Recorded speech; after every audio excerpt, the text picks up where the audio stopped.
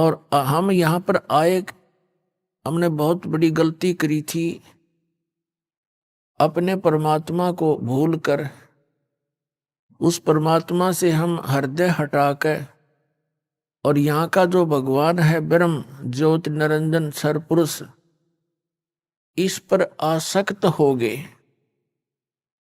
एक समय ये तपस्या कर रहा था, एक पैर पर खड़ा होकर के सतलोक में, और हम इसकी इस अदा पर कुर्बान हो गए, फिजा हो गए। क्यों? क्योंकि हमें सारा सुख था वहां पर। हमारे को हमारे पिता ने सर्व सुविधा सब सुख दे रखे थे। जिस परमात्मा ने हमारी सारी सुविधा की व्यवस्था कर रखी थी, उसको छोड़कर हम केवल इसकी इस अदा पर कुर्बान हो गए, इसको चाहने लग गए हृदय से।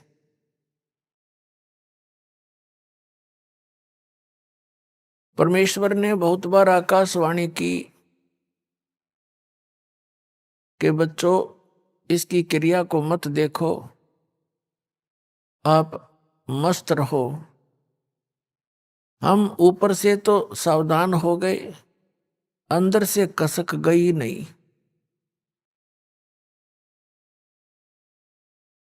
तो जिस कारण से परमात्मा के दिल से उतर गए हम पतिव्रता पद से गिर गए। परमात्मा कहते हैं जो पतिव्रता पद पर नहीं है, उसका कहीं भी आदर हुआ नहीं करता। हम भगवान के दिल से गिर गए, उतर गए, और फिर इसके ऊपर आस्था बन गई।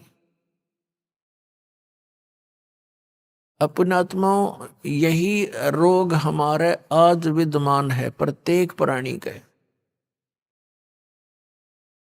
तो फिर क्या हुआ कि इस ज्योत निरंजन काल भगवान ने परमात्मा से कुछ याचना की।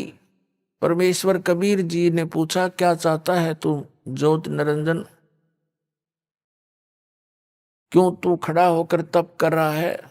तब इसने कहा कि भगवान, जिस स्थान पर हम रह रहे हैं, ये स्थान मेरे लिए थोड़ा है, मुझे अकेला इंडिपेंडेंट स्थान दो, दया करो।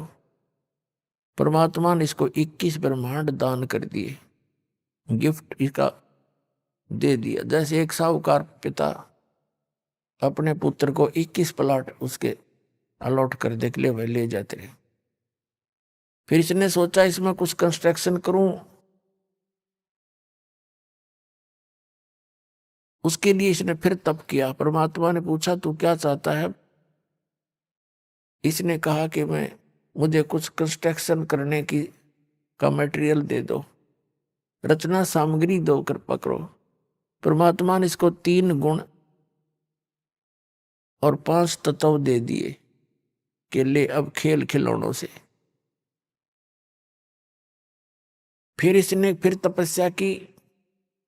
इस काल भगवान ने, जिसके लोक में हम यहां महाकष्ट उठा रहे, तब परमात्मा ने पूछा, अब क्या चाहता है तू? इसने कहा कि मेरे को कुछ आत्मा भी दे दो, मेरा अकेले का दिल नहीं लगता है। परमेश्वर ने कहा कि ये आत्मा मेरी है, मेरे वचन से, मेरी बॉडी से बाहर आई है, मेरे बच्चे हैं, इनको मैं किसी कीमत पर नहीं दे सकता, और मांग ले तेने जो मांगना है। तो इसने फिर से कहा कि दया करो, मेरा अकेले का दिल नहीं लगता। तब परमेश्वर ने कहा कबीर जी ने कि यदि कोई सब इच्छा से जाना चाहता है तेरे साथ तो पूछ ले उनसे। अब ये फिर आप जी के पास आ गया, जहां आप रहा करते थे, सारी सुविधा थी आपको सतलोक में। सतलोक के अंदर आपके बहुत बड़े सुंदर मकान महल वो खाली पड़े हैं,